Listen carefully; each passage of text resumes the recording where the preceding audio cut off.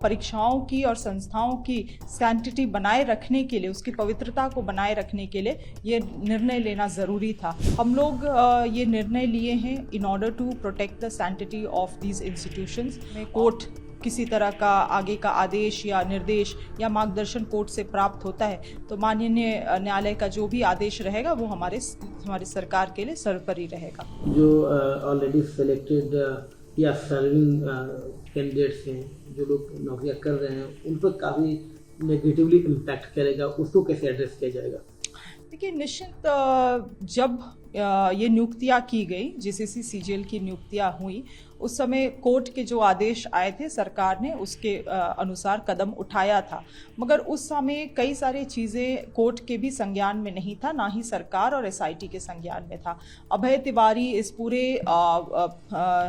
जो प्रक्रिया प्राक्कलन चला उसका एक बहुत ही अहम बिंदु बना और उससे जुड़े हुए कई सारे जो तार जुड़ते गए और आगे कई सारे जो खुलासे हुए हैं। हमें लगता है ऐसे में परीक्षाओं की और संस्थाओं की सैंक्टिटी बनाए रखने के लिए, उसकी पवित्रता को बनाए रखने के लिए ये निर्णय लेना ज़रूरी था। इससे निश्चित रूप से कई सारे ऐसे अभ्यर्थी हैं जो आज के दिन में नौकरी में हैं, उनका भी जो जीवन है वो प्रभावित होने वाला है।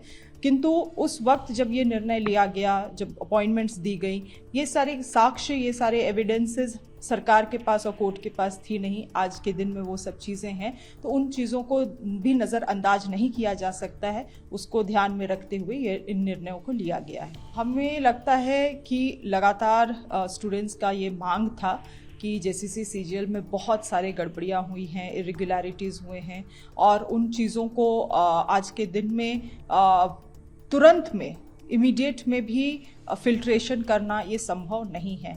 हम लोग ये निर्णय लिए हैं in order to protect the sanctity of these institutions और मुझे विश्वास है कि आने वाले समय में अगर हमें कोर्ट किसी तरह का आगे का आदेश या निर्देश या मार्गदर्शन कोर्ट से प्राप्त होता है तो माननीय न्यायालय का जो भी आदेश रहेगा वो हमारी सरकार के लिए सर्वोपरि रहेगा। बीजेपी और उनके माउथ पीसेस से तो हमको लगता है पूरा देश ही परेशान है।